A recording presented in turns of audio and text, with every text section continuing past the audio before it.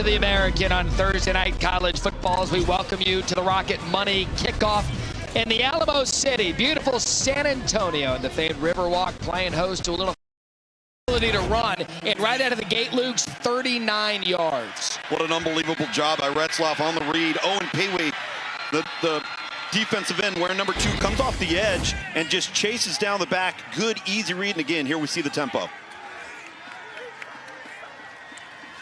Quick shot outside. That's Bryce Bohannon. And that's a good job by UTSA's defense. He has a team-high 24 receptions. Does Bohannon. That's Nana Anyawu. That knocks him out after 4. Just an extension of the run game with the little quick hitter down to the boundary. You gain 4.5 yards. You're loving that right now. And again, as we talked about, Tulane quick up to the football for Jake Retzloff. The true freshman, Javen Gordon, in the backfield. Play fake to him. Over the middle, Retzloff has a guy caught by Shaz Preston, who's been coming on of late, and that's a gain of 15. Shaz Preston has really been an impressive guy, starting to mature, generate some confidence. Was a 4-star prospect coming out of high school, originally signed with Alabama, but what a circus catch a week ago to beat Army, and now they feel like he might be their new go-to #1 guy. All right, let's see what they do in the red zone, Lugs. Last time we had him, struggled against ECU. Maurice Turner in the backfield.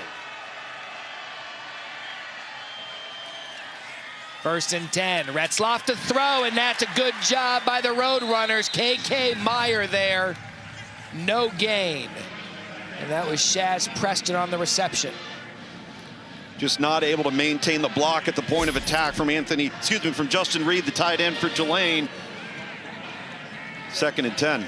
You see the last 2 games of what Tulane's done in the red area. Another great play by the Roadrunners. John Jones and a loss of 3. Maurice Turner couldn't get anything loose.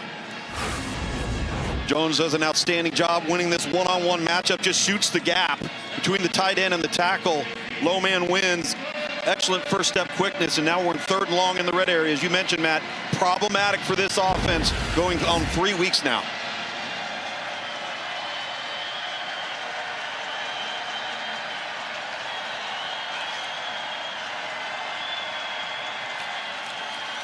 Retzloff, back foot, end zone, incomplete, flag down.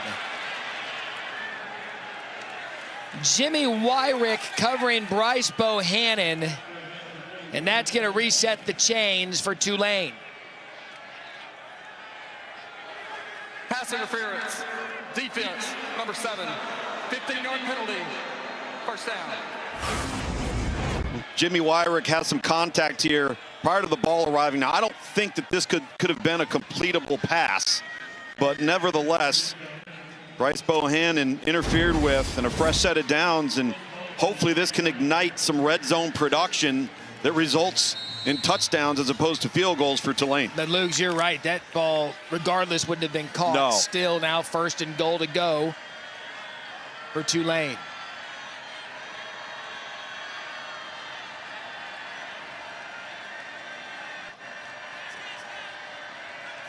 Retzloff under center. They give up the middle.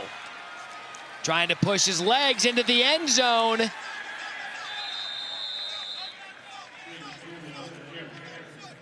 It looks like they're going to spot him short.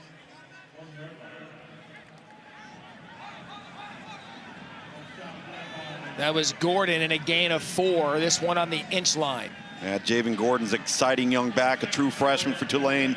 They really love this kid, 3-star guy coming out of high school, but they think he's got a chance to be special when it's all said and done. And Matt, this defense for San Antonio, UTSA has got to start tackling better. You cannot have a repeat performance of last week's game versus North Texas. 3 tight ends in the game. Gordon in the backfield. Retzloff up the gut. Touchdown, Tulane. So on 3rd and long, they get the PI. They take advantage and go 7 plays, 75 yards on their open drive. I like their use of the tush push here, bringing in tight end Justin Reed as he comes in short motion. He just settles right behind Retzloff and gets a nice big boy push from his tight end. Nice opening drive for Tulane. You saw everything you needed to know out of the transfer quarterback there. 19 yards in the air, 40 on the ground. And the transfer who came in the summer and won the quarterback job late leads the green wave right down the field. They're going to go for two. And UTSA sniffed it out. They were lining up in one of those wonky extra point settings that usually, Luke, they don't ever go with. They kind of just do it for some eye candy and get it back. And they snapped it, they went for it, and the Roadrunners, to their credit, stopped it.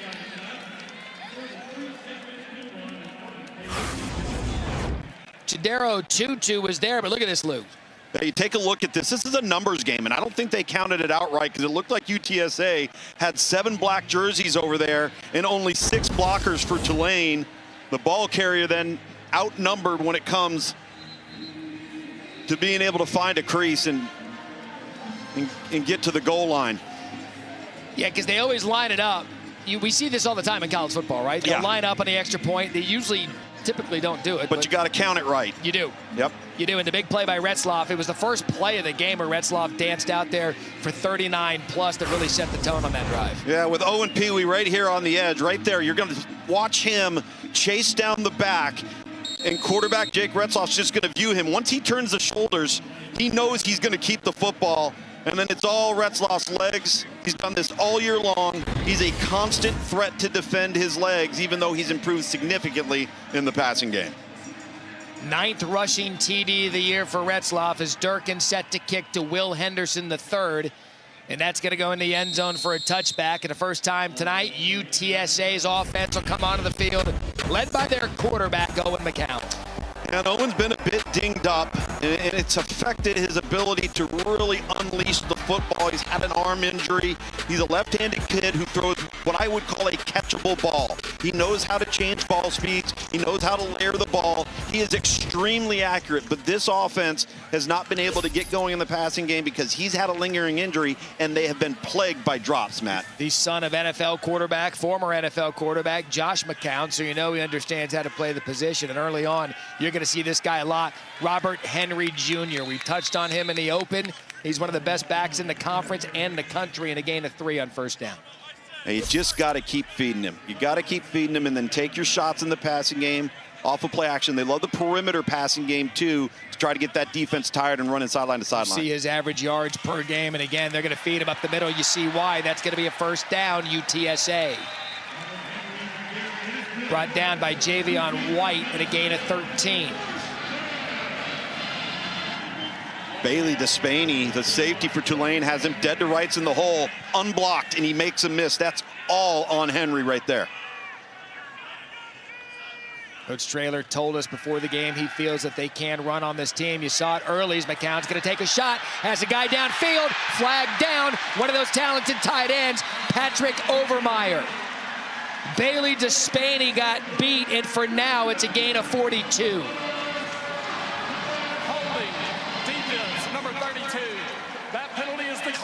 The result of the play is a first down. And it'll stay a gain of 42. So you look how the running game set up the throw game, and McCown took advantage. No doubt, and a great move by Overmeyer here. He makes it look like he's going to run the out route, and he just turns the shoulders and gets vertical in a really well-thrown ball. And can I tell you something? Working with Lugs, like you look at a player on film and you kind of get a crush on him. Yeah. Lugs has been in love with these tight ends for UTSA. Yeah, my man crushes. Houston Thomas, number 0. Patrick Overmeyer, number 9 at tight end. 2 6'5" kids that are really talented.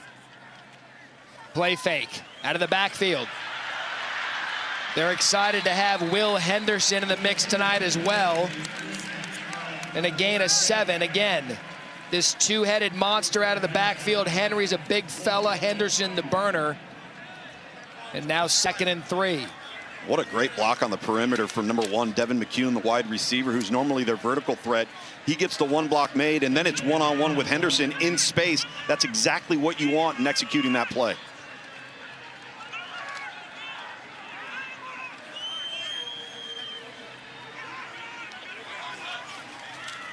Throw it again, one-on-one coverage up top.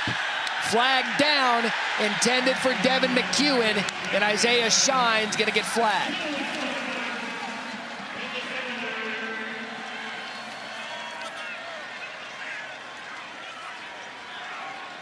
Pass interference, defense, number 11. The foul occurred in the end zone. By rule, the ball being placed at the 2-yard line.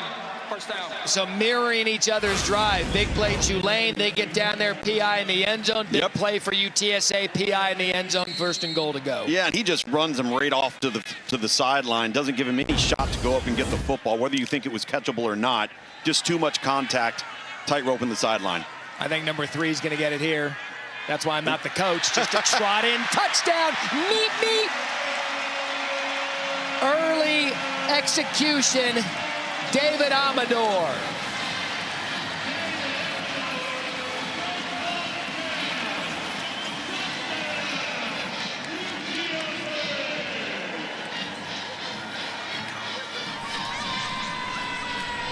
How about that answer at home here at the Alamo Dome? You gotta love the execution of it.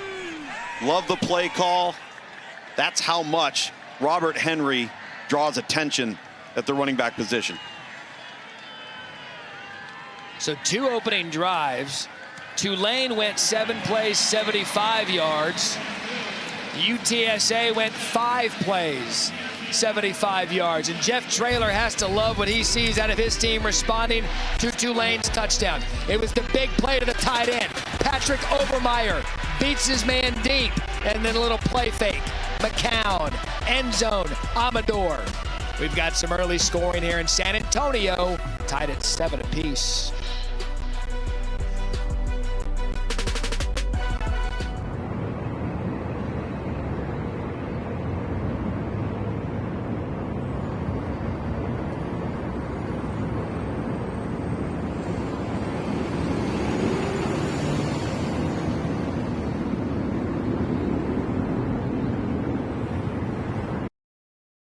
Be right here. I thought John Summerall put it perfect in our meetings. He's like, we're going to do what suits our quarterback more. Absolutely, and they got a sense that his instincts come out when they're going fast. They're like, wait a second, he's brought us back 2 games in a row within under a minute to play. Yeah. Maybe we should just employ that offense.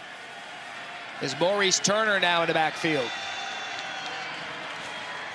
He's going to keep it. Retzloff had a big gain on the first drive, and again, if your quarterback's getting that kind of yardage per run, I bet we see it often in a gain of 9.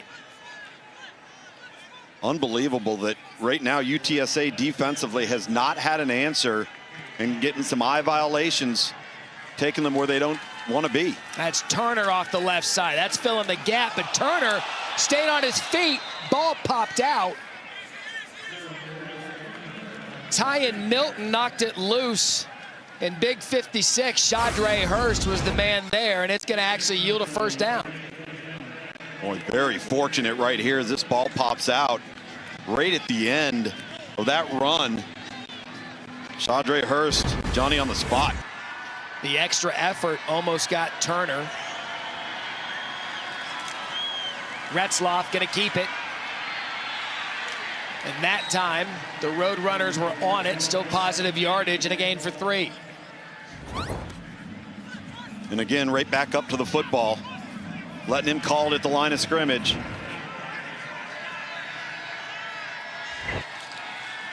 Gordon. Ball's out! And UTSA on it.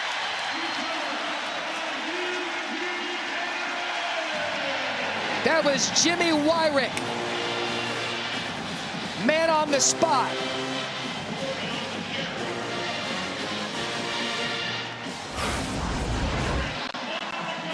Ahmad Chapman put his hat on the ball, and watch 7. Watch 7, the way he recovers it. Instead of trying to pounce on it, he slides into it in kind of a fetal position and secures it, pulls his knees up tight, does an excellent job, and that's how you recover a fumble right there, because if you pounce on it, it always comes squirting out. Consecutive plays where Tulane popped it out, and that one they weren't able to recover. Here comes some trick. Back to McCown. Throw back over to 8. Amador. He scored the touchdown. There he goes.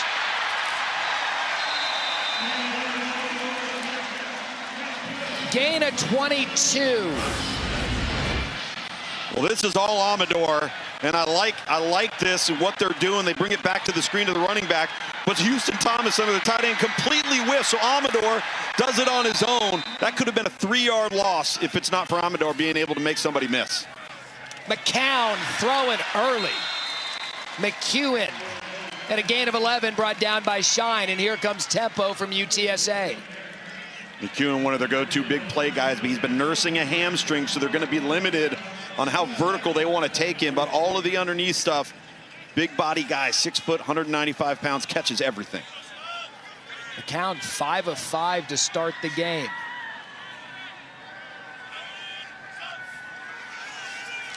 Henderson shakes a tackle and does what he can just to get a little bit of something. Tulane had him dead to rights in the backfield, broke to Chris Rogers' tackle.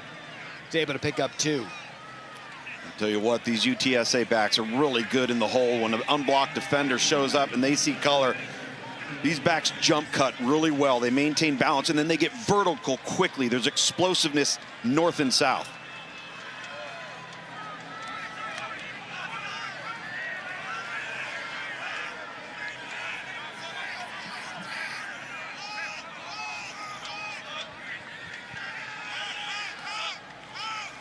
McCown to throw. Can run it if he wants. Flag down, caught, touchdown. But that's likely coming back for a hold. Holding, offense, number 55, 10-yard penalty, replay, second down. So Kamar, Missouri, the left tackle, wipes the touchdown off the board to A.J. Wilson. Yeah, this is Santana Hopper right here. He's the defensive end. He's going to run, and the inside tackle is going to be right in there. And he gets matched up one-on-one with 55. And watch 55 just hook it, gets his arm on the outside, and then brings him down to the ground. Good call by the officials. Good pocket movement by that time, but touchdown negated. Yeah, good throw in there, but all for naught. Making it 2nd and 18.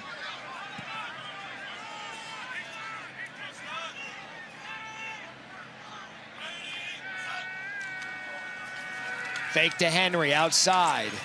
Good job, Tulane, bringing down Patrick Overmeyer. Had the big play on the last drive. Jaheim Johnson, no gain, brings him down. You know, that's twice in the screen game. We're on the outside perimeter blocking by wide receivers. This time it was 84, A.J. Wilson. Completely whiffs, doesn't give Overmeyer a chance. 2 plays ago, it was Houston Thomas. Got to be better on the perimeter block. So an opportunity for Tulane's defense to minimize the damage after the turnover in plus territory. Yep, get off the field, force 3.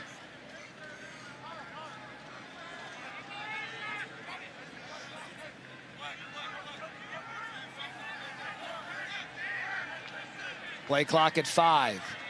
Down to 3. Snap gets off. McCown, quick shot, gets some of the yardage back. Took a hit. That was Dan Dishman. And they'll trot out the field goal unit. Michael Petro will try to give UTSA 10-6. Again, a touchdown called off because of the hold. Petro, a good season. Only miss was a 43-yarder at Texas A&M. This will be a 34-yard attempt.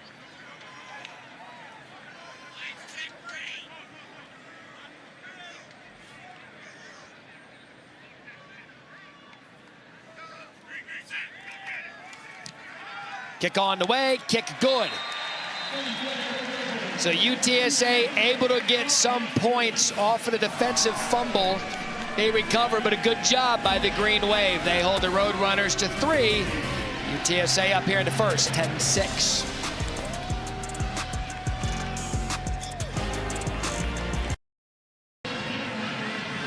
And it's going to be 3rd and 3.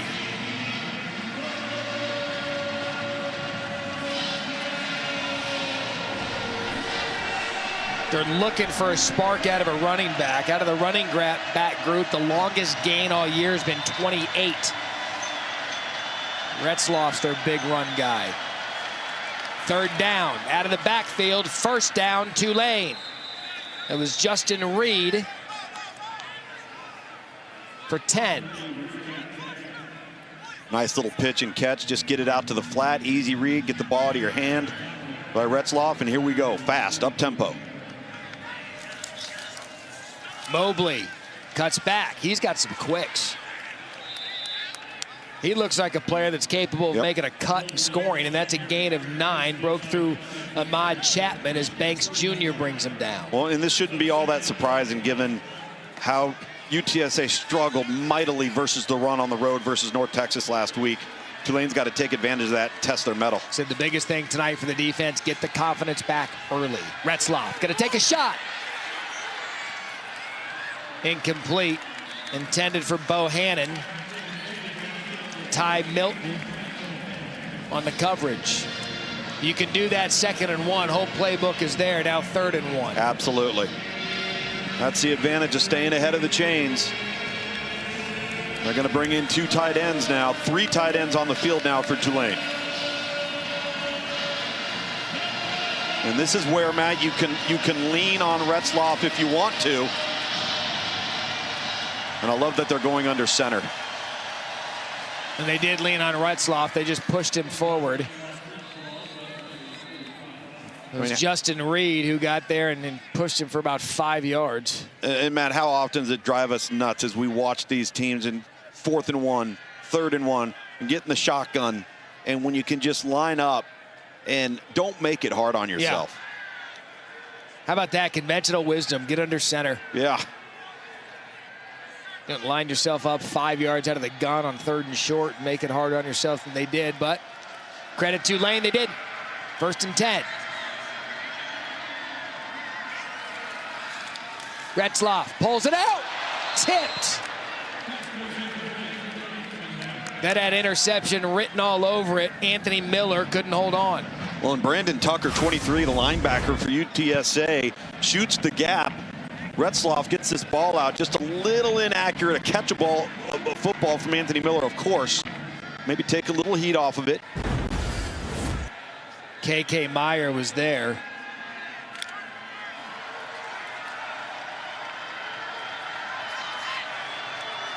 That's Gordon off the left side, and he's able to get some positive yardage, and a good job by UTSA keeping it at just 4. Well, that was close to being a face mask there, Matt.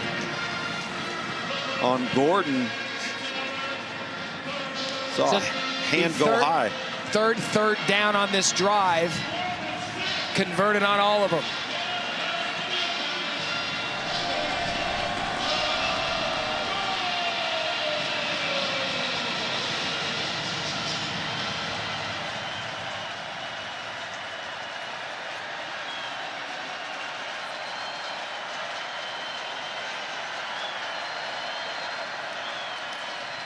Retzloff. Stop short. Kyan Roberts' day, and he got just enough back because you're thinking they're in that territory where they're going to go forward on 4th down. Absolutely. I think you have to. You start getting into the plus 40 percentages way in your favor, and they're not going anywhere. Retzloff looking to the sideline. No substitution change. So 45% on the season.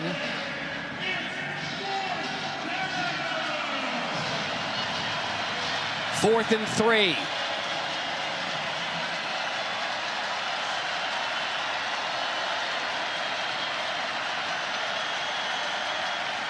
Retzloff going to throw. Incomplete. Intended for Justin Reed. And UTSA makes the stand defensively. Just a poor throw right there from Jake Retzloff. His feet are a mess. He tried to short arm it and blew an opportunity to an open wide receiver to get a fresh set of downs. UTSA holding on defense, getting the ball back after this.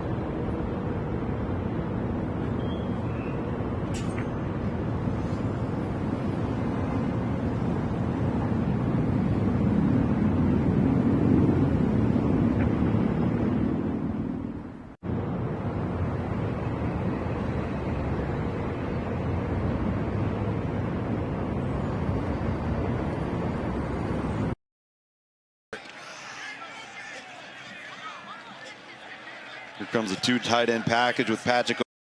Coach being a little too aggressive on the 2-point try. Just want to play aggressive. I want our guys to play aggressive, not cautious. This is a really talented football team, tough environment. We got to play cleaner. Thank you, Coach. Thank you. Roll weight. All right, so 3rd and short, Coach Harry, thank you. Bodies up front. Push goes forward. And we continue to have the tush-push trend at every level. Yeah, and it's smart. I love the personnel change here because they bring in Patrick Overmeyer, 6'5" tight end, put him directly under center. So now you got that length falling over with the push behind him. All right, so we have a couple of players injured. One for Tulane, and I'll tell you the one that's down for UTSA who just popped up, Ben Rios. And if Ben Rios goes out, the starting center, he's been injured for a couple of weeks. They'd have to go to Preston Honeycutt, a walk-on who is yet to play in a game tonight. So they're going to tend to the injured Tulane player. We're going to step aside while they do.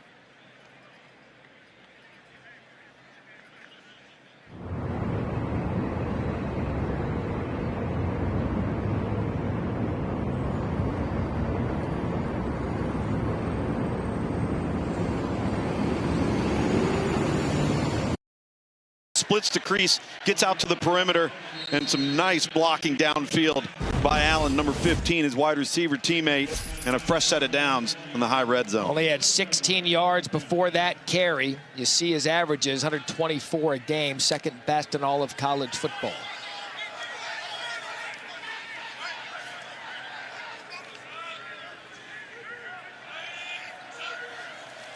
McCown set up the screen. Henry saves him and gets something. It was set up well, but McCown a bad throw. But Henry saves his quarterback and gets 4. What a spectacular catch. You know, he just gets the ball out and over.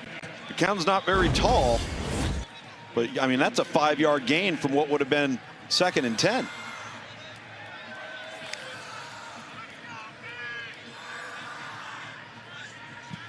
So McCown remains perfect, 9 of 9, 101 yards and a touchdown pass. Trips to the bottom of your screen. McCown looks that way. Wide open player along the sidelines. That is McEwen, and an obvious coverage bust for Tulane, and that's 13 yards and another 1st down. McEwen on what they call the rail route down the sideline does a really nice job securing this football, making sure he's got his feet in bounds. And a much better outing from the wide receivers from UTSA as opposed to a week ago where they were plagued by drops. So 1st and goal, Roadrunners. Henry up the middle. Brought down by McAlpine. A gain of 4. So McAlpine on the tackle. UTSA looking to get more points here to start the 2nd quarter.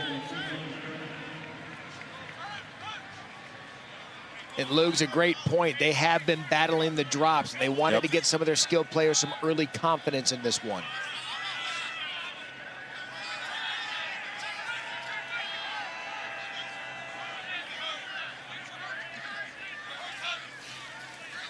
McCown has a player caught. Touchdown. Devin McEwen.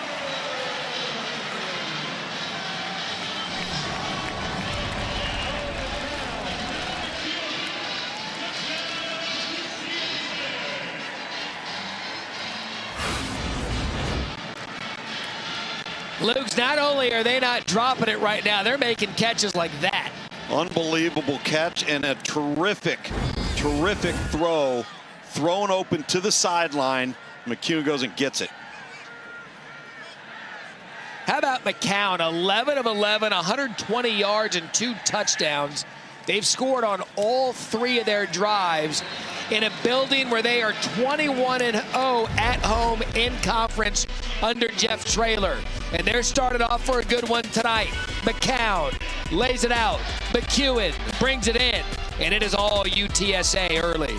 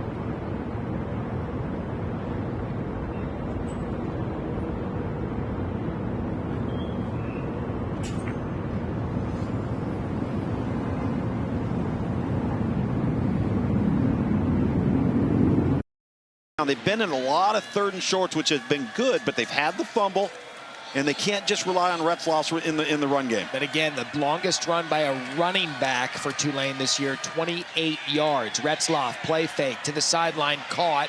That's Trey Shackelford. Makes a couple of men miss. There goes Shackelford, and a big gain on 1st down for the Green Wave. That's 30. Brought down by Shad Banks Jr. Well, and Ahmad Chapman, number 18, has got to make a better effort to make this tackle as we see more tempo here for Tulane. Play fake again. Out. Caught. Zycarl Lewis Jr. for 9. Look at this tempo, man. They are getting up. They're getting lined up. Jake Retzloff's loving this because this puts him in his element. He's in control. He's calling it at the line. 2nd and short. ECU type tempo out of Tulane tonight. Zuberi Mobley, gain of 7. Wyrick and Banks bring him down. You know, Jake Retzloff and myself played for the same junior college head coach, close to 35 years apart, but both of us played in an up-tempo, high-speed, no-huddle offense, just like this. This is what he wants to do. This is what his college game has been based upon. So both Retzloff and the backup quarterback Brendan Sullivan in the game. Play fake. Retzloff looking back left, has to check down. Good job, but flag on the play. That's Johnny Pascuzzi. We'll see what the call is. They're going to get number 50, Jordan Hall, probably with a hold here, the right guard.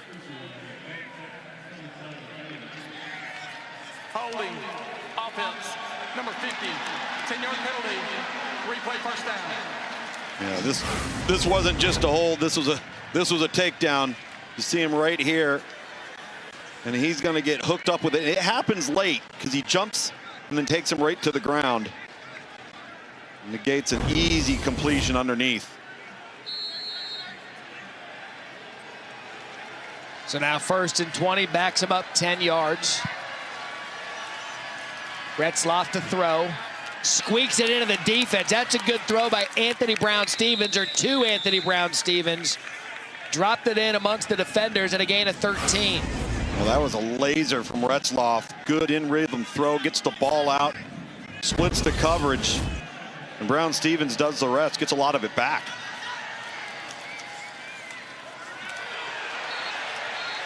And a wild throw there intended for Amari Hayes. Wyrick with the pop. Now 3rd and 6. Haven't called Shaz Preston's name since the first drive.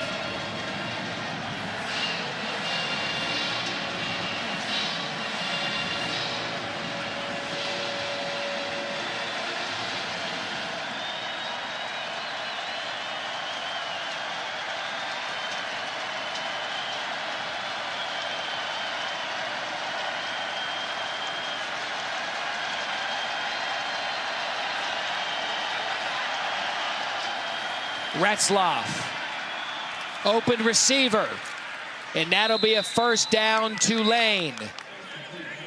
Zycarl Lewis, 2 possessions on this drive and a gain of 8 brought down by Pee-wee. Well thrown football, really decisive here from Retzloff. Get back, get set, knows where he's going with it. Throws an accurate, catchable ball. And boy, what ended up being what looked like a big gainer just to around the 10-yard line ended up being a penalty, backed him up, and this Tulane offense comes up with a way for a fresh set of downs. So it's Mobley in the backfield. Retzloff play fake, looking back left, drops it down. Good check down to Reed. He's going to pick up 6. And that's the same play coming off a play pass that they ran that got the penalty previously on their right guard. This time it's just a different tight end, leaks out. Justin Reed, nice play. Retzloff across the middle, incomplete, flag down.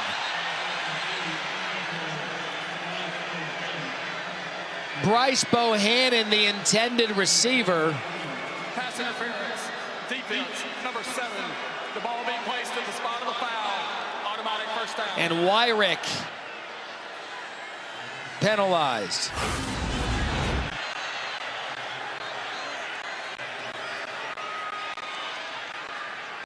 I don't know if they got that back right arm, but from that angle, it just looked like good defense.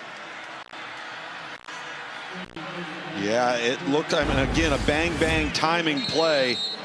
It's good coverage nonetheless, but now a fresh set of downs inside the 5.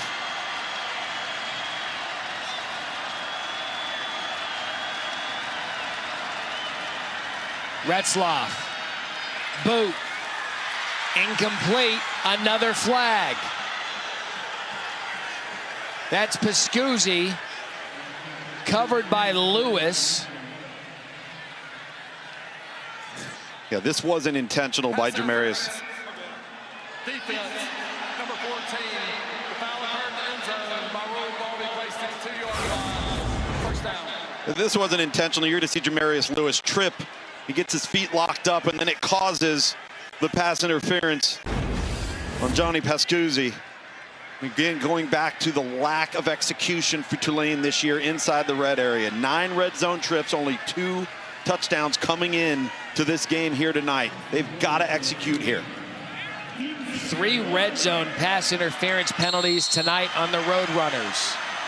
Gordon back in. And that's going to be a penalty on the other side. That's going to be Shadre Hurst.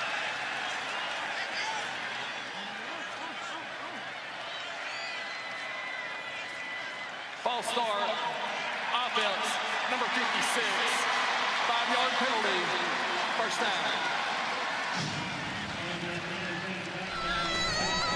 Student section down in that end zone.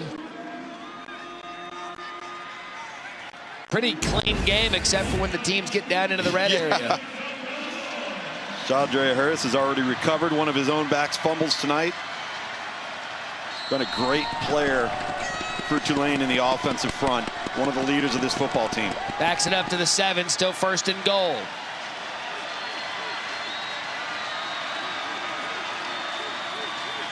One-on-one coverage up top, incomplete.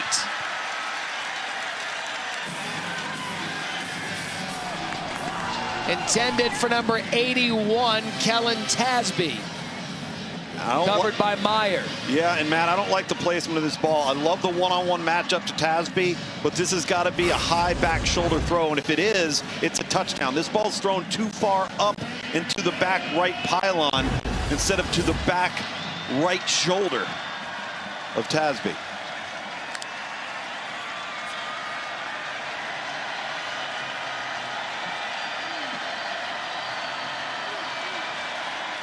Gordon keeps his feet driving. He'll pick up a couple. Wyrick, the first man there. Now 3rd and goal.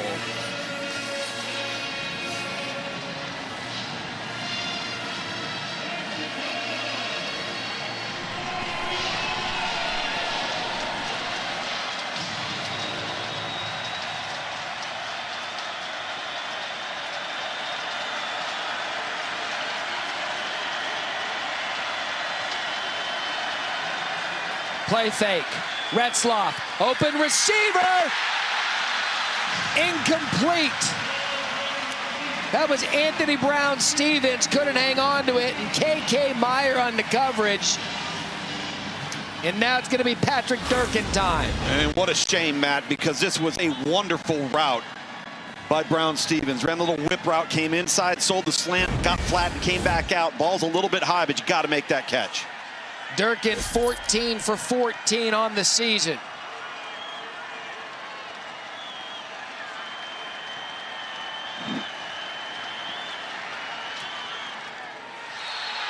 Missed it.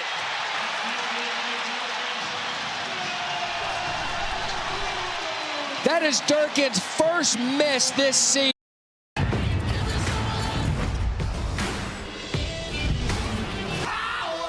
SEC on ABC Saturday. Vanderbilt and Texas as their dream season continue in the 110-year plane of the Georgia-Florida game, where a lot of people will be outside having libations. I don't know if we're allowed to call it what it really is.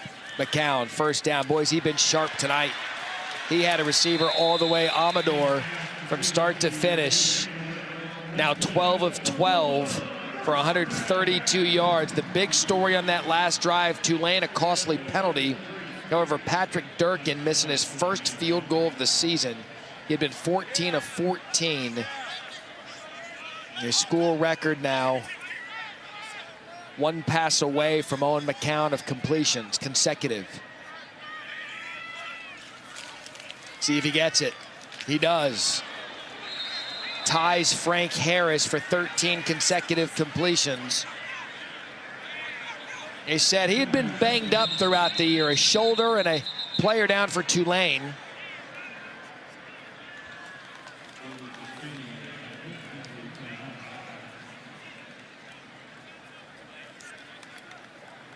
That's Isaiah Wadsworth down on the field for Tulane.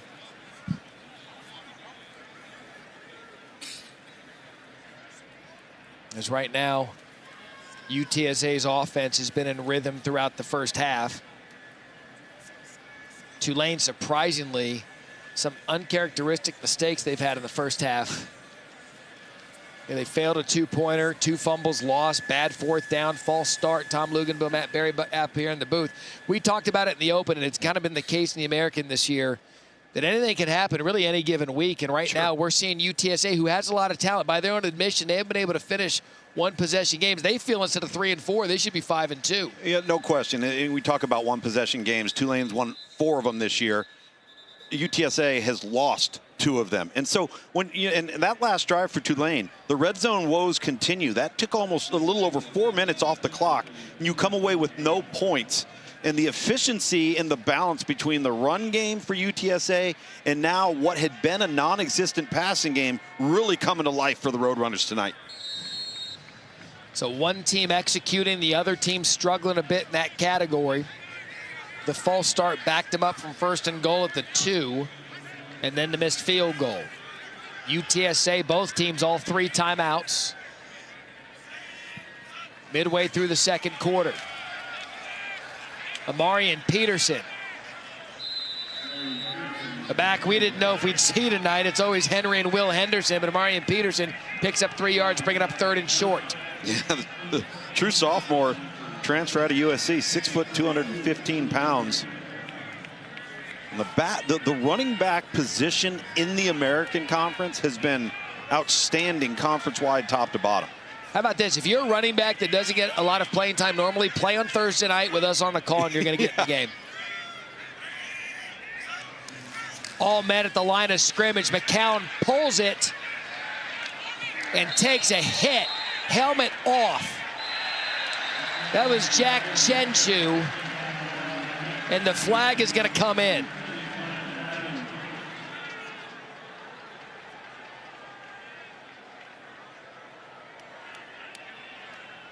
So the officials are going to talk of whether or not this is a late hit with targeting. Personal foul, targeting, defense. That play is under further review. Jerry McGinn, our rules expert, is here tonight. So, Jerry, first time we've brought you in tonight. First time we've had a replay. Have a look at this. What do you think? So I see the quarterback is a runner, so he's not defenseless. The defender is coming in with his head up. He doesn't attack the quarterback. He doesn't attack the runner. This is not targeting. Replay should take this off. Jerry, I agree with you 100%. If anything, McCown delivers the blow here. And you're right, he's not defenseless. He's tucked it. And to be honest with you, that did not go the way they thought. Yeah. And the other thing is the quarterback is going to have to sit out of play because there is no because foul of the helmet coming for his off, helmet right? coming off. And if that's the case, it'd be 4th and 1. They were likely going to punt from this side of their field anyway. But you're right, McCown's the one kind of that put his head down. I think 2 things. One, you see the helmet come off. You think it's a little bit more severe. And in this case, in this day and age in college football, quarterback helmet comes off while he slides. They're going to throw the flag every time. Here's the call. After review, there is no foul for targeting. Number 1 of the defense may remain in the game. It is 4th down at the 41-yard line. So Lugs and McGinn all over that one. I would say right call to throw the flag. Yes. Better right call to review and pick up the flag for targeting. No question. And clearly, McCown was not going to be the nail. He was going to be the hammer. Guy that's been banged up throughout the year. They had the run sniffed out on that. McCown pulled it wisely and held short of the first down, so 4th and 1. Be the first time we'll see Cale Hogan tonight. First punt for either team. So Mari Hayes deep to receive. And a whistle before the punt. Tulane, that's their first. It'll be 30 seconds. They're going to call a timeout. Tulane, their first of the night. Well, they want to make sure they're buttoned up, man. Yeah, you don't know tonight. Yeah, you do not know. Not with Jeff Traylor at home. So kick off your Week 9 NFL Sunday, 10 a.m. Eastern, a countdown crew. And also on the all-new ESPN app, early breaking stories, injury updates, previews of each game right up to kickoff. Then on Monday Night Football, the Arizona Cardinals at the Dallas Cowboys. Peyton and Eli on ESPN2. Cardinals would sure love to see Kyler Murray back in action on the eve of Halloween. Let's see, Richard Simmons. Oh, man, that's Macho Man Randy Savage. Are we sure? I'm Are pretty you sure? Am I sure? You don't think so? Who would that be then? This guy was at Sports Center today. That's Nacho Libre. My guy was at Sports Center. That's He won right. the costume He won contest. best He kept costume. the chain. Look at him. Yep, I made him a finalist. Great. Coach Traylor made him the winner. And then that kid. Good for him.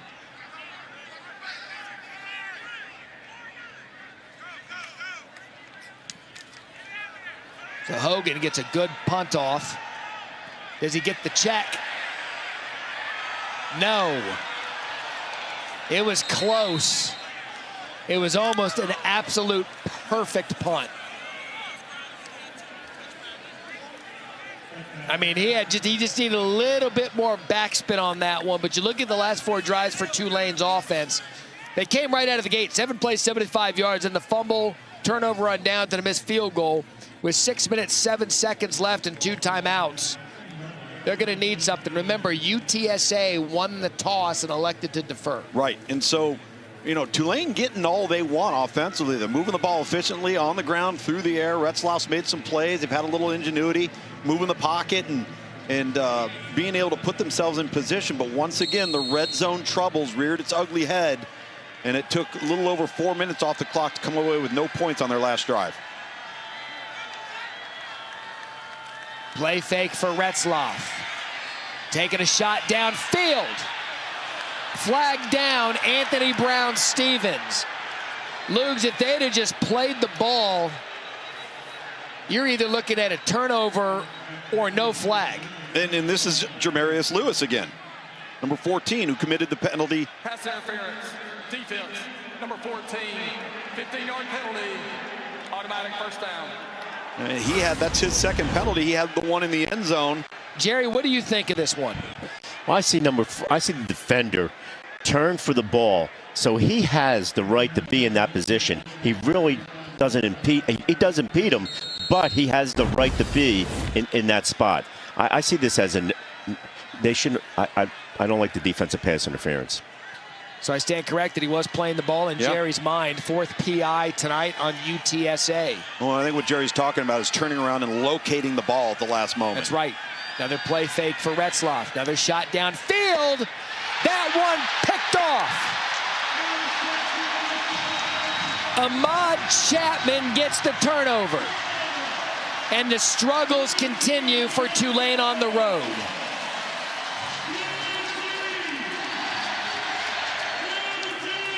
Every time Jake Retzlaff has gotten into trouble tonight in the passing game, it's been all about his feet.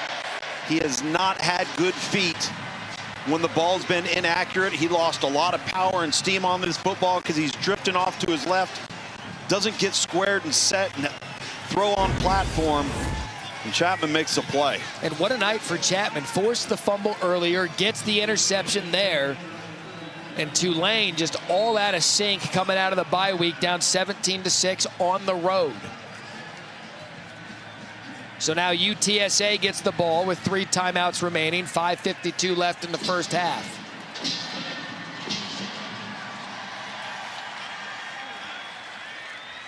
Play fake to Henry. McCown to his left side, drops one in, makes a break. There he goes. That's the school record for consecutive completions. Jaron Randall on the reception and a gain of 28. Yeah, that's a really nice throw on the comeback to the outside for Randall. Randall does the rest, secures the football, gets both hands on the ball, knows he's going to go down. How about this night for that young man right there, Owen McCown? We come in bragging on the running backs, and the quarterback, son of Josh McCown's like, you know what, don't forget about me. And now a school record for 14 straight completions. Henry. Turf monster credited with the tackle. Yep. Down to Harry. Guys, got a couple of injury updates for you. Number 8, Isaiah Wadsworth. You saw him come off the last series. He is nursing a bloodied chin, so expect to probably see him back in this football game. And then Cameron Hamilton, number 6, we still haven't seen him out there. He was nursing his left side, favoring it. I don't know if it was a shoulder, arm, hand, whatever. We don't want to speculate, but we have not seen him back in this football game yet. We'll keep you updated. Harry, thank you. Jordan Norman in for Hamilton now. There was some space there for Henry. He just tripped himself up. Empty backfield. Another play fake, another completion. Up the middle, big play. That's Dishman. And these tight ends have been a factor in the first half. Jaheim Johnson tackles him after 17. And again, using Robert Henry as a decoy in the motion man, gets that defense to take a false step. They think he's getting the jet sweep, and you bring in the tight end and Dan Dishman right underneath him. Well-executed play, and it just shows you how much respect this defense has for Henry. So Overmeyer and Dishman, the tight ends. Those are my guys. Those are Luke's. Those are Luke's players.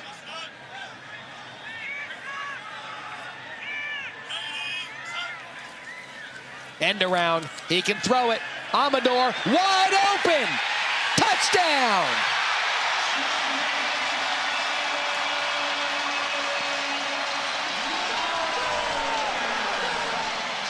Amador, the former high school quarterback, to Devin McEwen in his second touchdown of the night.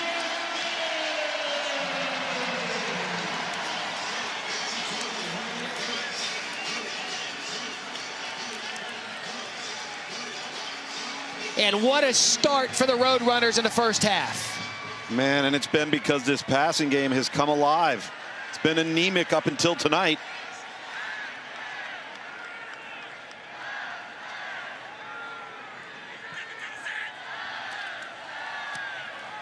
And a team who came in with playoff aspirations is in a world of hurt in San Antonio.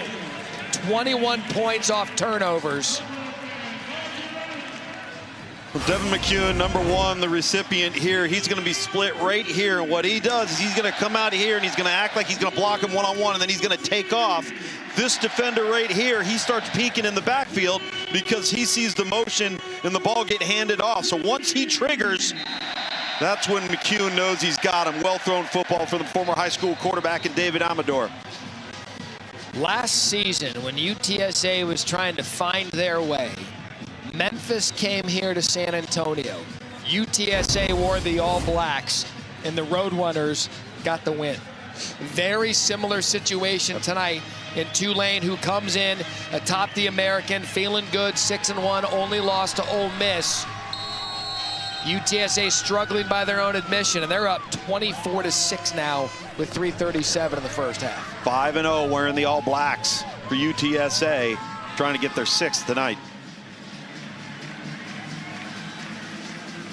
And Tulane is going to need to get points here on this possession as Anthony Brown-Stevens will fair catch it, which will bring it out to the 25. There's the Taco Bell Live My Student section, dressed up and having fun. Only one student section can claim the title of Live My Student Section of the Year. Who will take home the trophy this year? I can tell you, these students are passionate. They showed up at Sports Center on campus today. The biggest crowd we've had ever at Sports Center on campus. They were lined up at around noon, ready to go. And they took the shuttle from campus to the Alamo Dome, and they're watching their team right now dominate Tulane. Mobley, right side. Maybe one of the biggest surprises for me here, Luke's, with Tulane Shaz Preston, a player they thought had been coming on. They wanted to get him the ball tonight. He's only got 2 catches for 15 yards. Well, and they haven't targeted him for the better part of this quarter. That one's just overthrown, intended for Shackelford.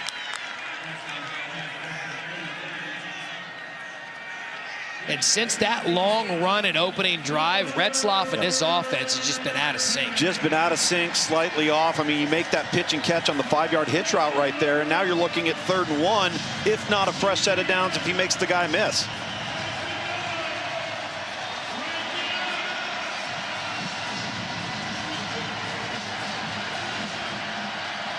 And UTSA with 3 timeouts still, and they'll get the ball to start the 3rd quarter.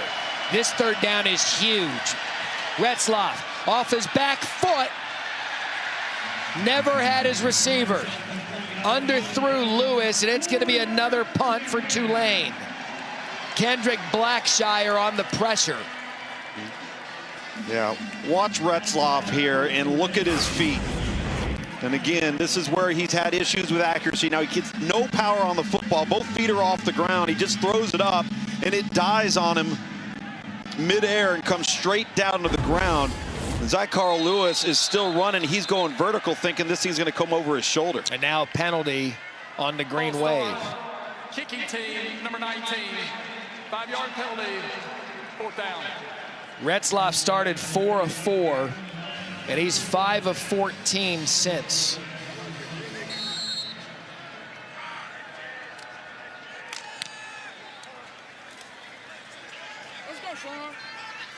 Amador at his 19. Just threw the touchdown pass. And now UTSA with 3 timeouts, 4 with the 2-minute timeout stoppage, and a player down for the Roadrunners. It's number 10, Alpha Khan.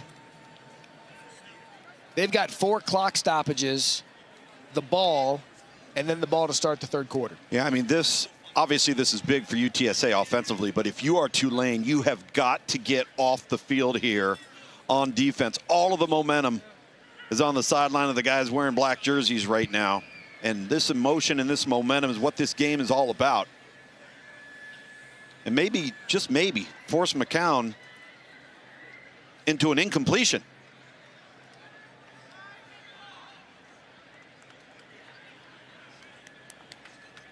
So again, Khan, the injured player for the Roadrunners, and basically everything has gone right for UTSA. McCown 15 of 15, 178 yards and 2 touchdowns. And while they take a look at Khan, we'll take a look at our college football rankings brought to you by Chick-fil-A. Indiana coming off the bye week. They've got Maryland, rather Ohio State coming off the bye week. They've got Penn State. Indiana on the road at Maryland. You see Texas A&M and Alabama. They're off, as is Oregon. And then you see number 5, Georgia, playing Florida in Jacksonville. Well, look at 8, 9, and 10. Big games on the road for teams looking for a college football playoff berth. Georgia Tech, Vanderbilt, Miami, all on the road against tough opponents. So Khan walking off. You know, we've seen Vanderbilt magic at home the past couple of weeks, LSU, then Missouri. Yeah. Now on the road at Texas. We don't know the status of Arch Manning yet. And so this will be interesting to see if Vanderbilt can go into a place like Texas and continue what is one of the best seasons in school history. I want to see how they handle that defensive front 7 from Texas, because the offensive line has not been great for Vanderbilt. They've been able to run the football, but it's the off-platform plays that Diego Pavia makes special. This quarterback has been special tonight. School record, 14 consecutive completions, full complement of timeouts, and that's Henderson the third. And your whole playbook is in if you're trailer because of all the clock stoppages you have. Well, they've done a great job managing the game. They've managed their timeouts, chose to defer. They're getting the ball coming out of the locker room after halftime, and they're in control of the game. Taking their time here.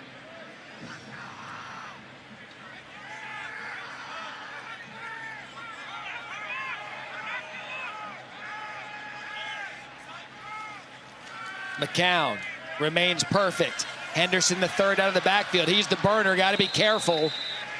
Brought down by Isaiah Shine. That's going to be a first down after a gain of 7. in all likelihood, taking us to the 2-minute timeout. Really good perimeter blocking there on the quick screen to the outside. Number 15, DJ Allen at wide receiver leading the charge. 2-minute timeout. So McCown 16 of 16. UTSA, the Roadrunners, just dropping an anvil early. 24-6, the 2-minute timeout.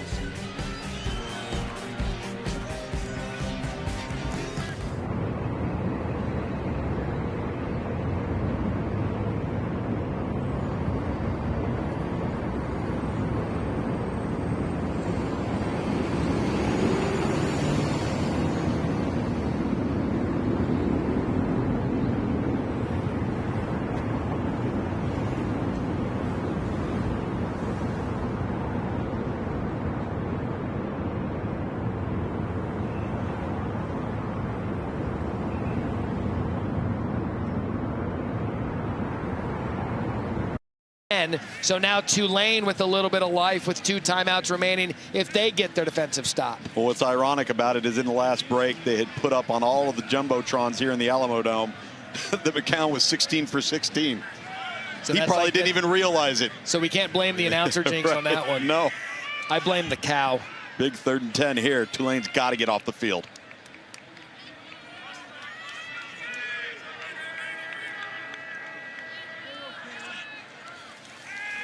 They're going to run it. Henderson. And he's going to get the first down on 3rd and 10. Initially stopped his momentum to try to scatter step someone, but he remained upfield for 11. And Traylor's putting on a little bit of a play calling clinic here. Oh, I love the delayed draw, delayed handoff to their fastest player, but look at him break some tackles, sneak his way to a fresh set of downs as Tulane's having some substitution issues right now. So they'll hold while they substitute. Henry in the backfield. That takes the clock under a minute. McCown, Henry. Look at that cut. Look at Henry go. Boy, these Roadrunners came to play tonight. Bailey Despaney knocks him out after a gain of 34. I just love the patience. Kind of hides in there a little bit, then jump cuts, gets to the outside, and then Hyatt steps it with a little speed.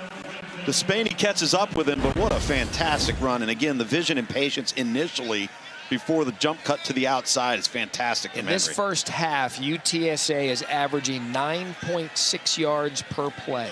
We'll take it. Against a defense that's 3rd in the American, allowing just 22 points per game. Quick shot outside. Amador. Oh, we got a full dose of meat.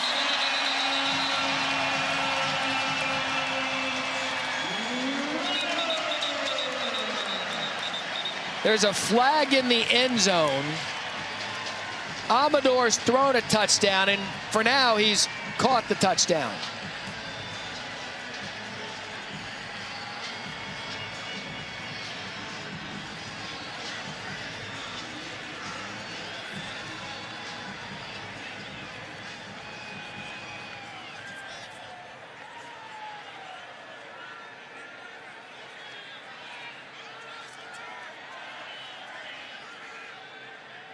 The ruling on the field is a touchdown. After the play was over, personal foul, unnecessary roughness on both teams. Defense, number 13. Offense, number 20. Those fouls will offset. We'll have the try. And it is all coming apart for Tulane on the road.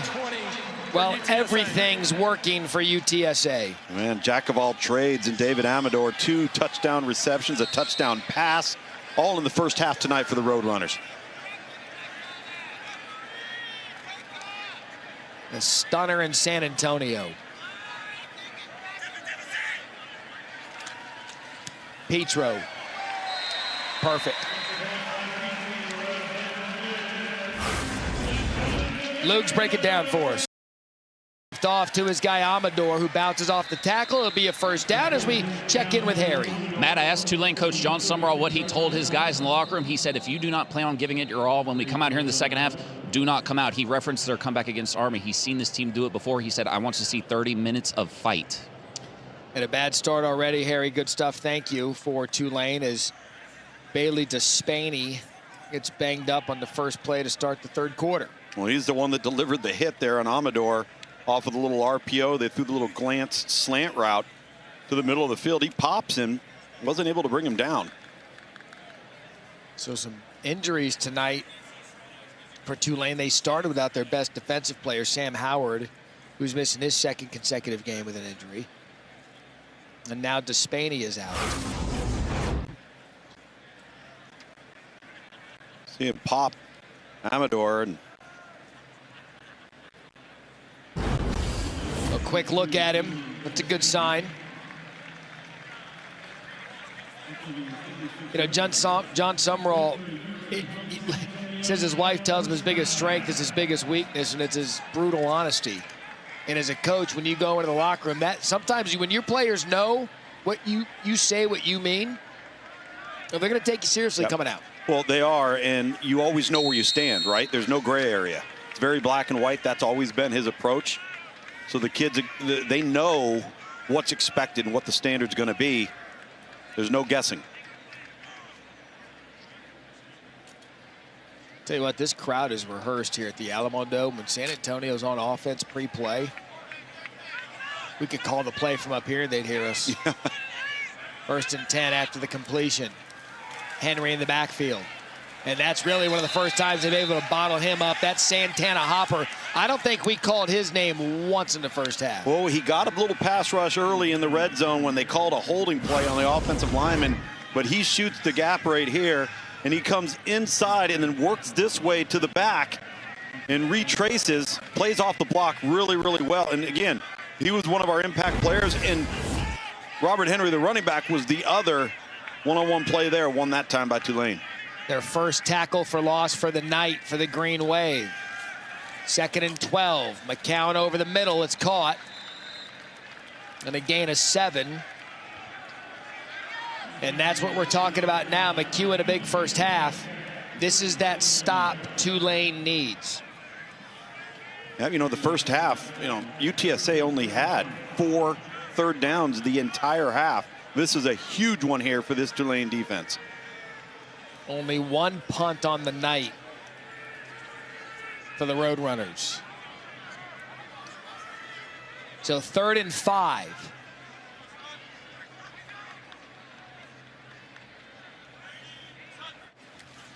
Pressure. Picked up. McCown wide open. That's McEwen, who has continued to have a night. I mean, he did this long ago in the first half, his 27th consecutive game with a reception, but his stat line continues to be impressive. 6 catches, 93 yards, 2 touchdowns, and they're in business again. Yeah, this is a busted coverage by Tulane. Peeking in the backfield, and they lose sight of McEwen in a big explosive play down the sideline. That just can't happen, and it happened a week ago versus Army, and it cost them as well. So a chance to get off the field. Tulane can't do it as Robert Henry was lined up at quarterback.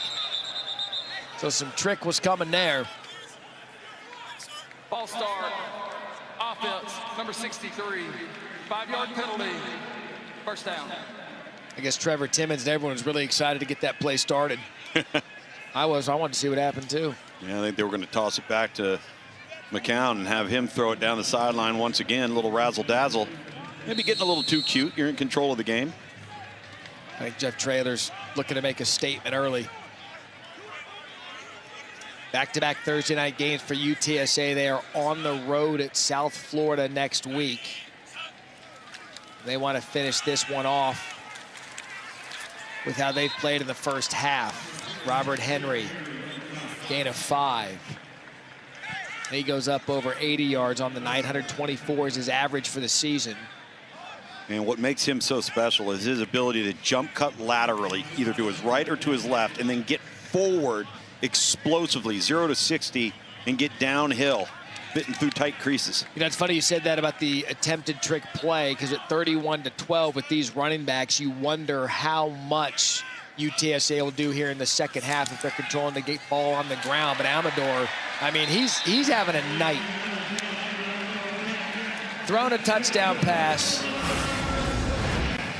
7 catches, 83 yards, and 2 other touchdowns. Well, this is what I call a glance route. It's just a slant off of the RPO. The quarterback's just reading the linebacker. He flows with the running back, so he pulls it, throws a slant right behind it. Well read by the quarterback. Accurate throw, good catch. What a night from McCown. We keep saying that. 21 of 22 now for 264 and 3 touchdowns. He's just going to keep adding to it. Henry's going to take it on first down. Can't bring him down, but he's going to take a loss. That was Moore who pushed him out.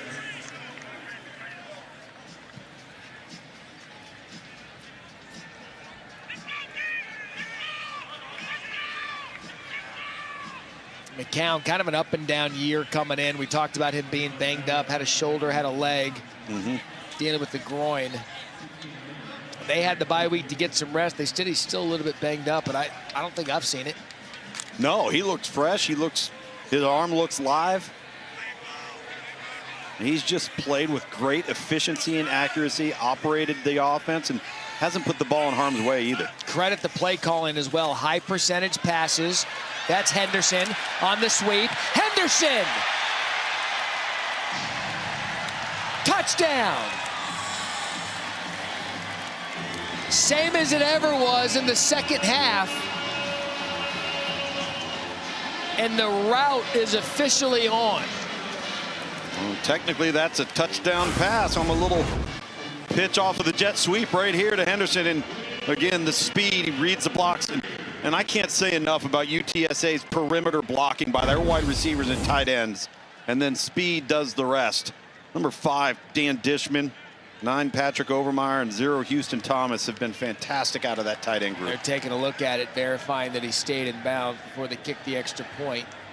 One of the officials was standing there on the sidelines right where they thought he went out. It was the back judge that ruled the touchdown.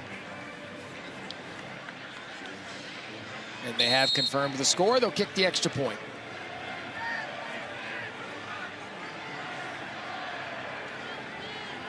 Petro on.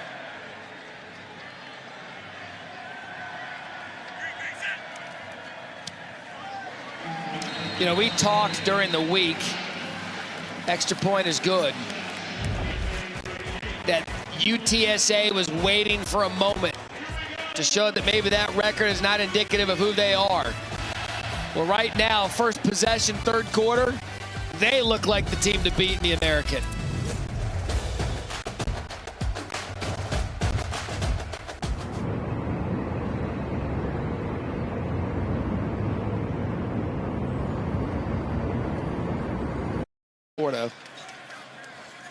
Is Colin O'Carroll, the offensive lineman, received that kick.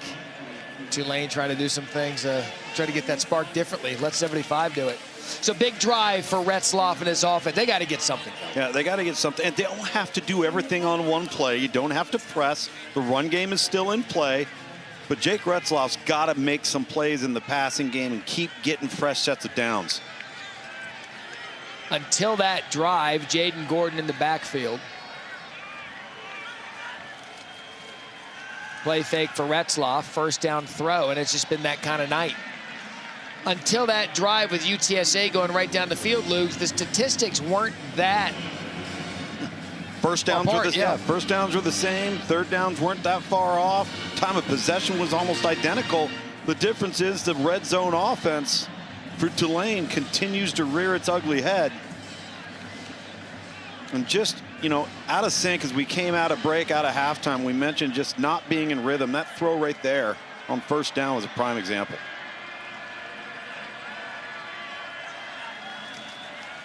To the running game still in play. Javen Gordon there, the true freshman. Remember how this game started with Retzloff in a 39-yard run. And he was getting yards out really the first quarter. Oh, yeah. And it just all of a sudden stopped. So 3rd and 6.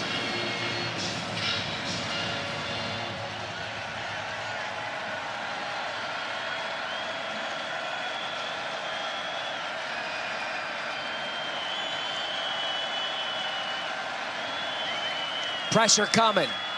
Retzloff, good shot over the middle. First down, Tulane, and then some. Carl Lewis, gain of 20. Big conversion. Lewis has been the go-to guy on some 3rd downs tonight for this Tulane offense, and that's just a little 8-yard hitch. In rhythm on time, Retzloff delivers a strike. He's their leading receiver tonight is Lewis. Retzloff to throw again. Steps in front. Gets sandwiched. The defender came from behind and absolutely popped him. Ty Leonard. But it was still good for 6. Yeah, Retzloff just didn't see him. And he had a beeline breathing down on his back. Delivered a blow. But again, 6 yards on the ground. Potential negative turns into a positive for Tulane.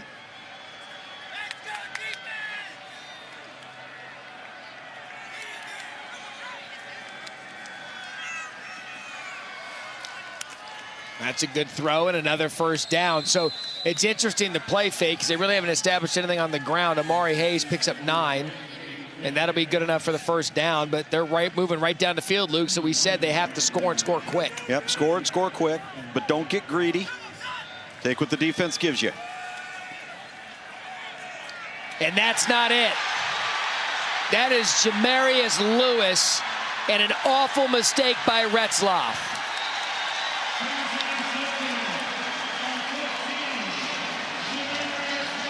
When it rains, it pours of bad football tonight for the Green Wave. And credit UTSA.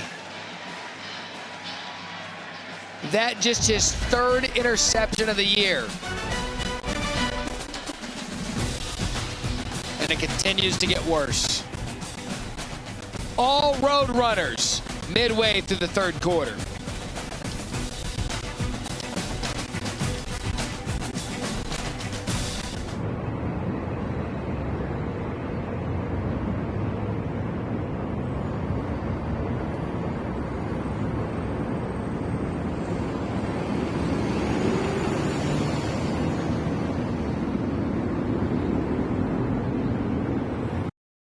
Lost early.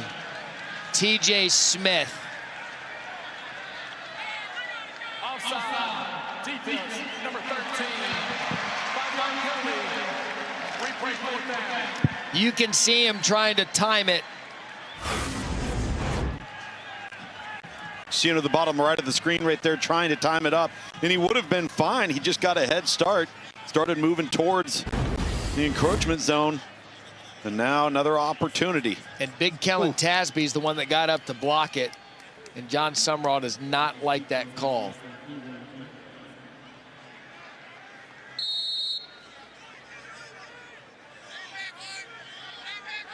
What a huge penalty that could end up being. And that one on the way. That one is good. So how about taking advantage of a 5 yards offsides that negated a blocked field goal? An absolute killer for Tulane. It's a killer, but it's not a touchdown. It's not, right? And again, it's the little things that start to add up right there. A kicking game penalty that gets you off the field, no points scored, momentum back on your sideline. Backup quarterback Brendan Sullivan comes in instead. Re-kick it, 3 points, and now all of a sudden you don't have that momentum and energy on your sideline. So it's a 22-point lead. And remember, Tulane's gone for 2-point conversions twice. And both times chased points when they didn't need to. So things are going to have to go in a hurry.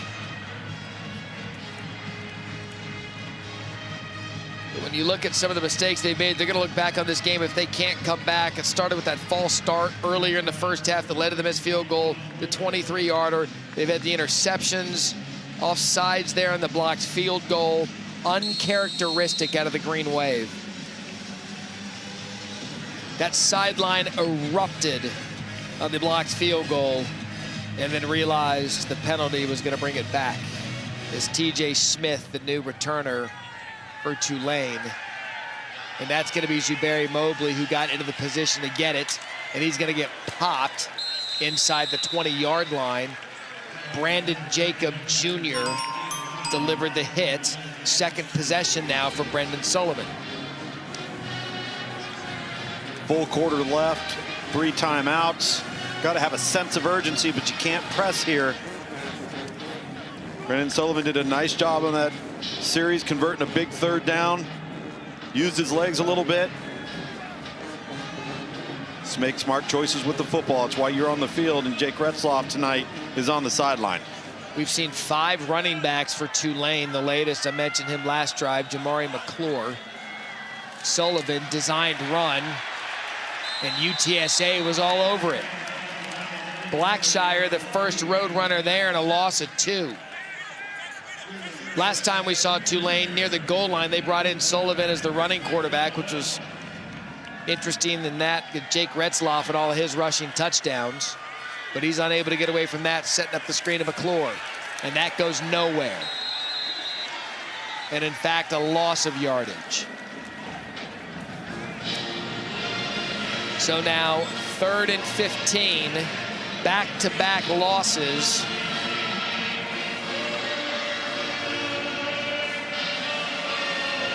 And I keep bringing it up, the disappearance of Shaz Preston. He's had 2 receptions on the night, and they came in the 3rd and 4th play of the game. Yeah, he's been nowhere to be seen, no targets. And this UTSA defense is a completely different unit tonight than the one they played and gave up 55 in North Texas. Play clock under 5. False start. Offense, number 50. 5-yard penalty. 3rd down. Now 3rd and 20.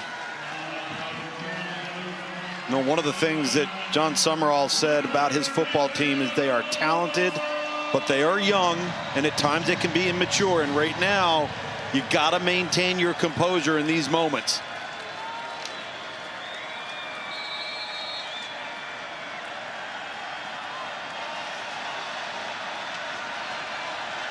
So 3rd and 20 for Sullivan.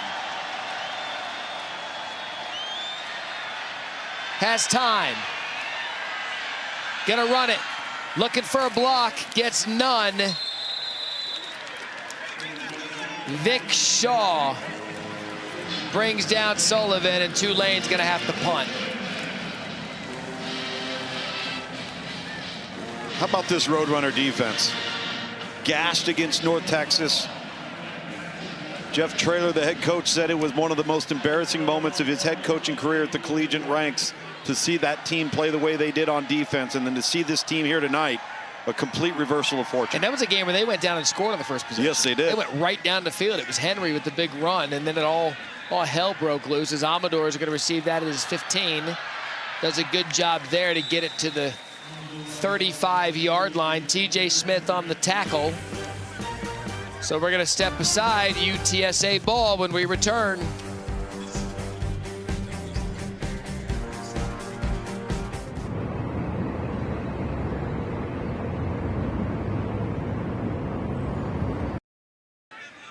Three times to be exact. 2nd and 2. Good patience there to stutter step his way. Will Henderson to a 1st down. In fact, I'm surprised they're not flying us from here to Philadelphia to call ECU Temple. We'd know it. Speaking of Temple, what a great job. Casey Keeler coming over from Sam Houston State. That's done a wonderful job at the FCS level, working himself up. That's what I love about some of these coaches. And everybody's worried about winning the press conference. How about going and finding a ball coach? Substance over style. Yep. Now watch now with the way he's coaching Temple, who, I mean, they've been awful the past few years. Is Henderson on the left side. Good tackle. How about that from Kevin Adams III? When you look at the way Temple's been playing, everyone's trying to find the next Kurt Signetti, right? Sure. Everyone's trying to find a guy that's worked his way up through the smaller ranks And if you can turn Temple around, you can turn anybody around. Lance Leipold, a great example. Coach Chesney at JMU now coming over from Holy Cross. And listen, you know, look at Texas A&M right now. Mike Elko. Yep. All right. You look at Georgia Tech. You had Brent Key. Start connecting the dots.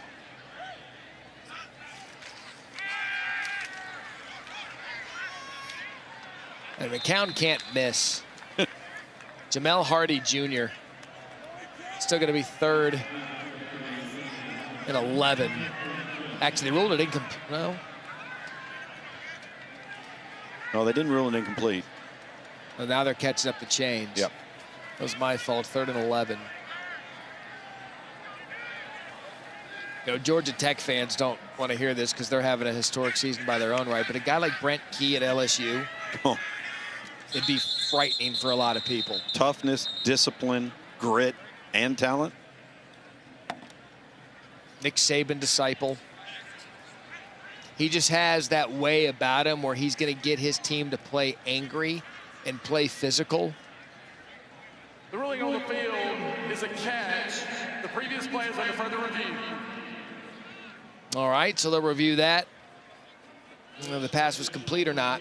And I think a lot of people with LSU, they get enamored by the Joe Burrow 2019 team. Sure. Where when they're at their best, they're physically pummeling people. What do you think here on this catch by Hardy? Does he continue the act of the catch and secure the football prior to going out of bounds? And I don't know if he got a foot inbounds once he caught it. You look at it from the backside angle. This is a little bit more of a difficult angle. Let's bring in Jerry McGinn, rules expert. Yeah, Jerry, what do you out. see? I don't know that this is going to be a catch. This is out. Yeah, I'll tell you, from our first look, it looked like he was in, but once we're seeing the look from behind, it doesn't appear that he has a foot down in bounds when he has control of the ball. So they'll reverse Jerry, when this. he catches the ball, he's on the white. Yeah, they're going to reverse this to an incomplete pass.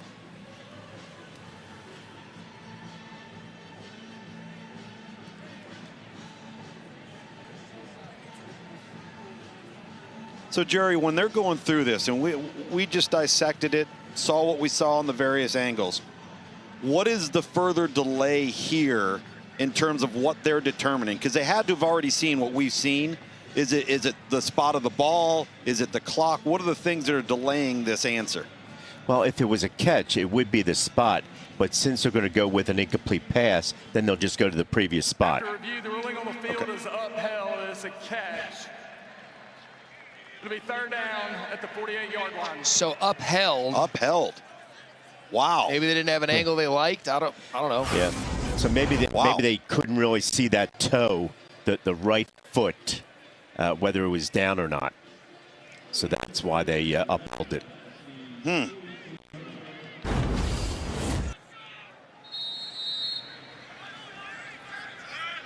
So now 3rd and 9 after the play was upheld.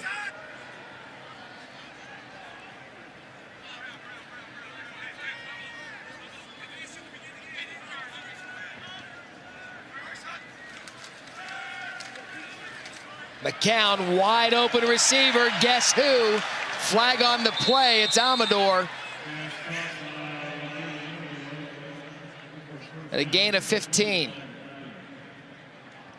It looks like it's going to be on UTSA. Pass interference, offense, number 84. 15-yard penalty from the previous spot. Replay third down. That's A.J. Wilson. I wonder if they're going to call him for a pick, which springs Amador loose to run up the sideline from his slot position. And that's exactly what they do. You can see it right there in the middle of your screen. And that frees up Amador to come down the sideline. That's a good call by this officiating crew. A.J. Wilson, Bailey Despaney, the defender that he blocked. 3rd and 24.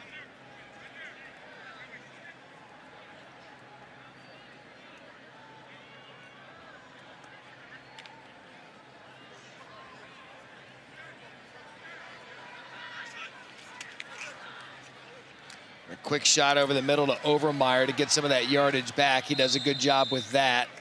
And now it'll be a field position game. They'll bring out the punting unit after a gain of 13 and try to pin Tulane. Again, 3 touchdown deficit right now for the Green Wave. The clock continues to run, approaching 9 minutes in the 4th quarter. Well, and if UTSA is smart here, they're going to hold on to this for about 15 seconds before they snap this ball. And they should let every second tick away that they can. So a line drive punt takes a bounce to Hayes.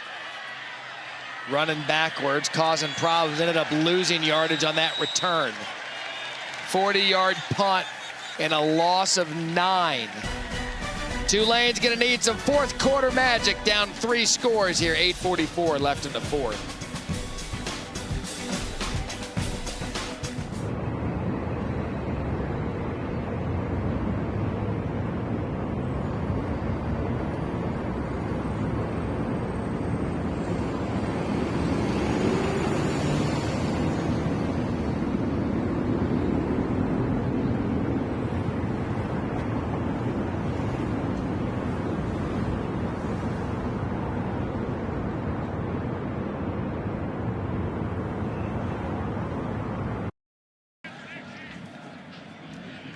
Personal foul, roughing the passer, defense, number 2, 15-yard penalty, automatic first down. And there's a player injured for UTSA over on the Tulane sidelines. It's KK Meyer.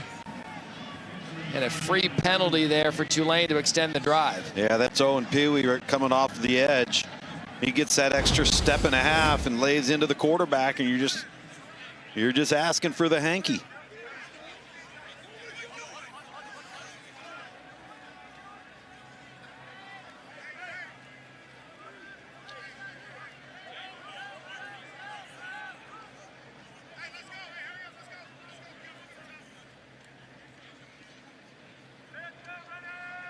All right, so they're going to look at Meyer.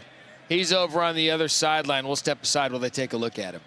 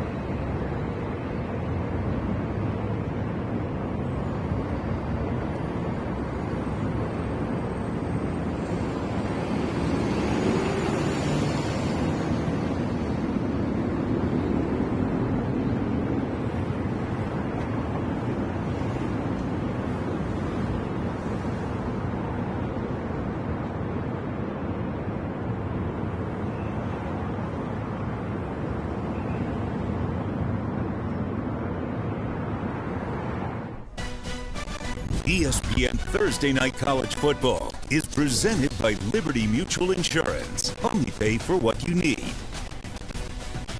What a great city, San Antonio. Great big event city. Final Four.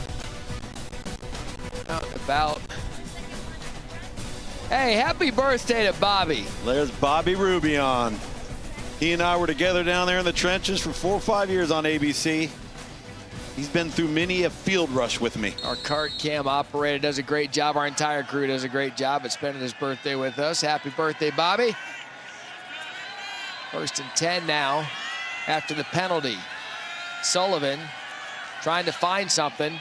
Goes downfield. Callaway again, and that's intercepted, but there's a flag.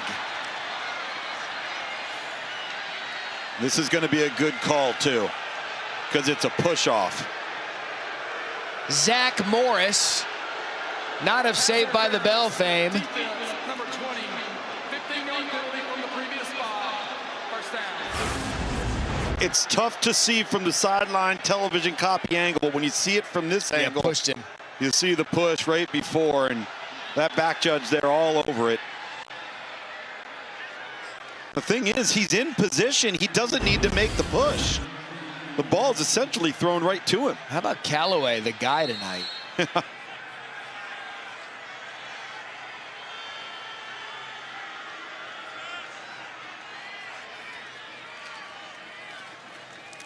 Quick shot outside. That's to Trey Shackelford. And more flags. That's going to be a face mask. At another 15. So you've had, this will be the third 15-yard penalty. Face mask, defense, number 33. 15-yard penalty will be added to the end of the run. First down. It was Nana Onyanwu. They got with it. Right there, that was an easy call. Yeah, in front of everybody.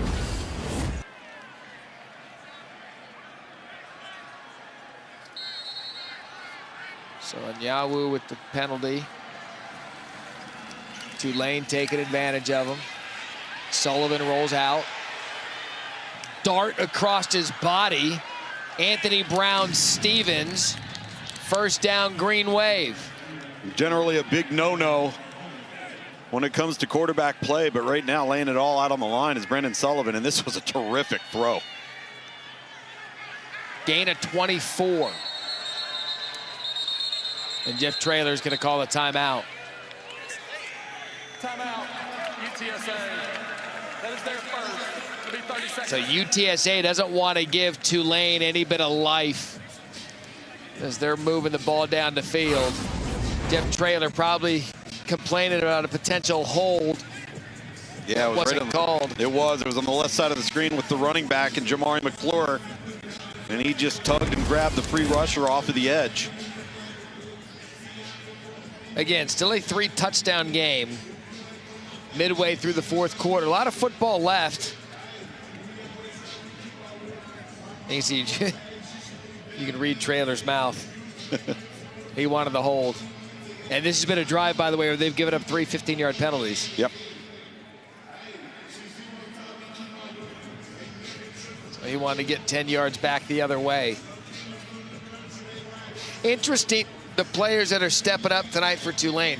We talked about Jimmy Callaway, Zycar Lewis, Trey Shackelford. A lot of some of the unsung guys that haven't been go-tos. Anthony Brown-Stevens is another one. He'd at least had some stuff coming in. 15 catches, 162 yards. But Omari Hayes, Shaz Preston, and Bryce Bohannon have not been getting it done tonight.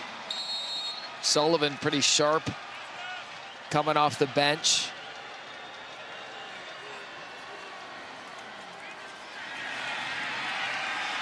Rolling out to his left. Elects to keep it. Takes an absolute pop at the end of that run, and he's down slow to get up. That was Blackshire and Pee Wee.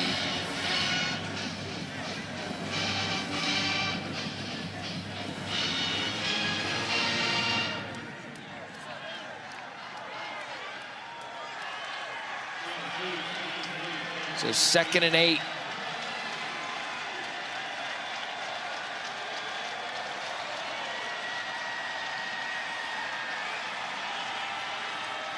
Sullivan to the end zone. Hand juggle, caught, touchdown Tulane. Shackelford and Chapman were doing a little bit of handsy stuff. Nonetheless, Shackelford scores, and midway through the fourth quarter, now a 2-touchdown game. It's a pretty nice throw right here from Brendan Sullivan. And again, a little arm fighting, a little hand fighting, but no push off. Official right on top of it. He just disengages, and both players are going for the football. 95-yard drive with 45 yards of penalties. Durkin on for the extra point.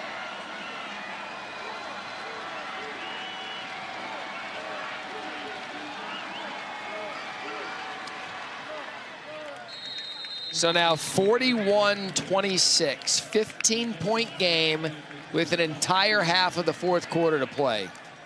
We've seen crazier things in college football this year. Well, there's no question we have. And Tulane's got 3 timeouts left still. Now let's see what UTSA has on offense. Will they stay aggressive? Will they put their foot to the floor?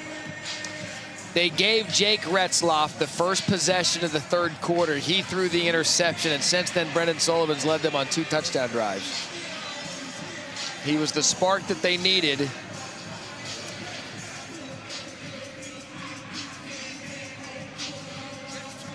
And if the defense gets a stop with a confident offense, this thing could get interesting quick. Yep.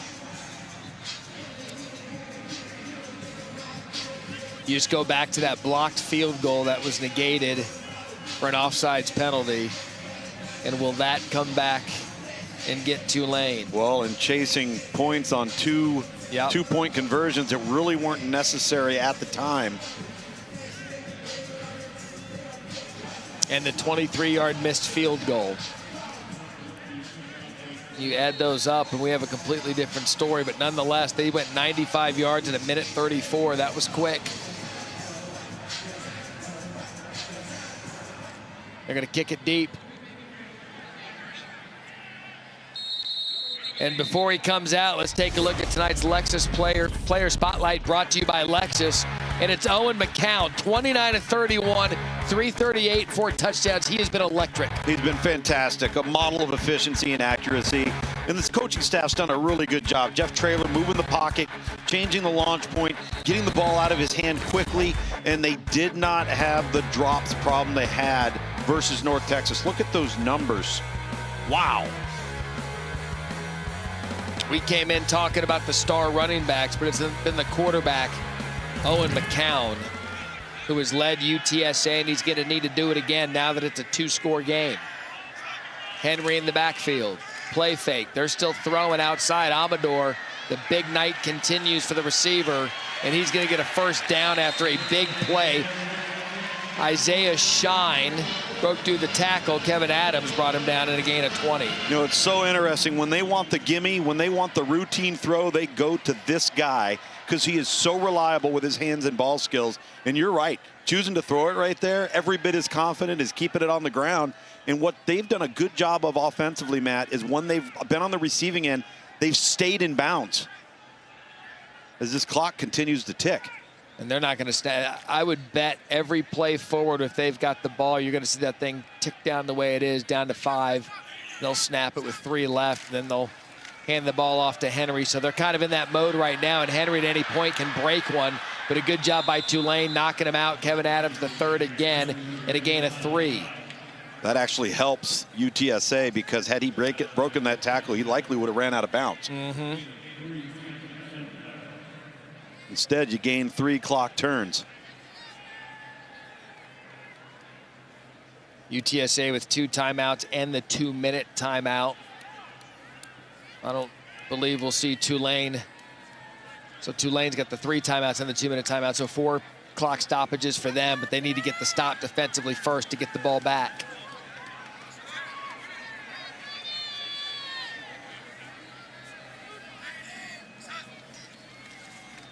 Henry. And he's the kind of running back that can crease one and end it. Oh, no question about it. And you almost wait for it to happen in a gain of 5, bring it up a 3rd and 2. Everybody always talks about you got to be able to run the football when you have to. Yeah. I think it's more you got to run the football when you want to, right? You just line up. They know you're going to run it, and we want to run it, so we're going to run it. We're going to be better than you are at the point of attack.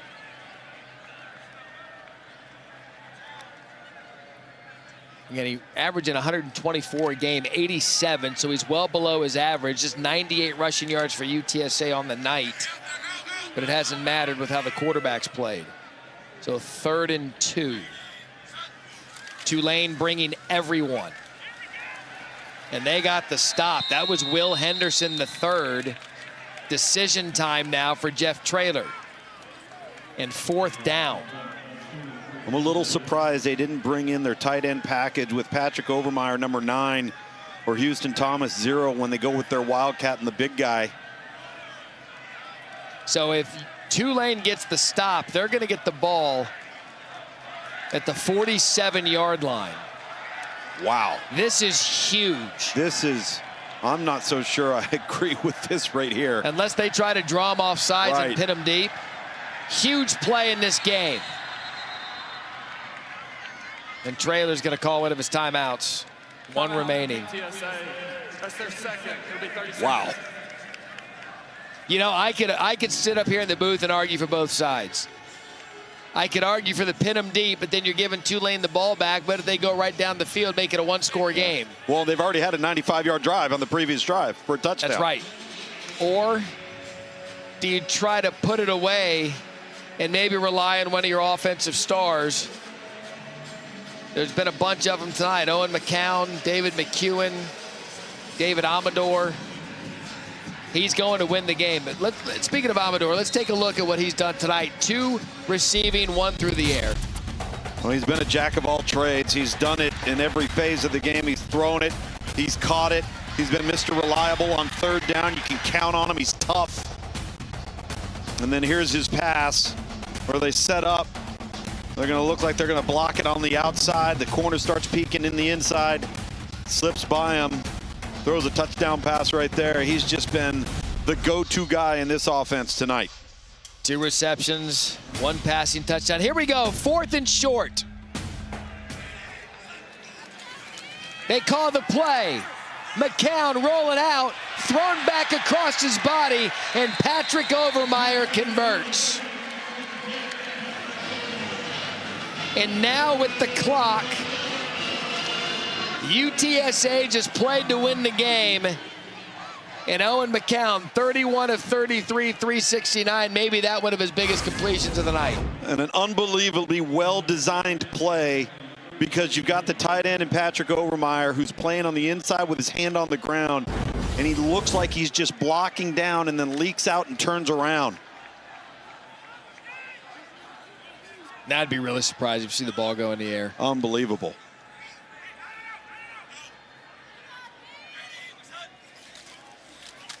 Henderson off the right side, gets back up, was never down. Good second effort out of him.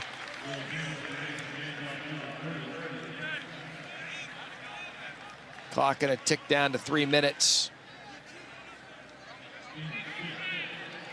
They just went over the 100-yard mark as a team rushing. How about that? We talked on SportsCenter, talked in the open. It was going to be the running game that paced them.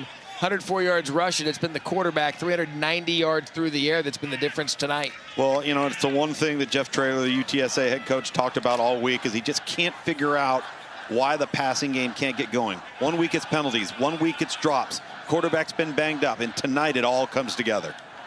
Last game out, October 18th. They've had plenty of time to think about that one.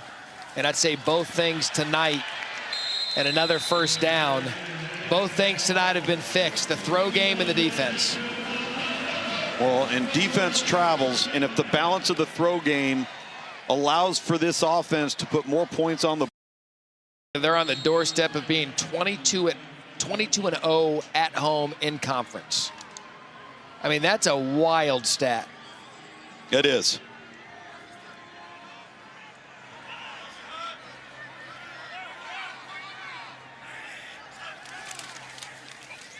They're going to try the exact same play.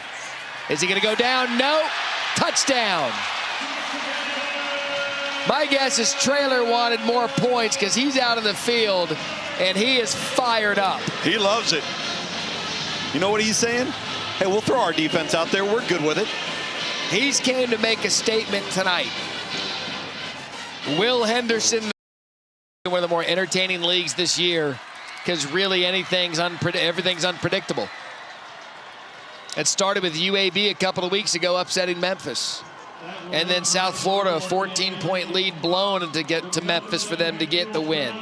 And now UTSA makes its statement in a 48-26 win over Tulane. What a statement they made for Harry Lyles down on the field, Tom Luganbill and Matt Berry up in the booth. What a start to week 10 of the college football season. We're in store for something special. We're now going to go to SportsCenter with Scott Van Pelt. Good night from San Antonio.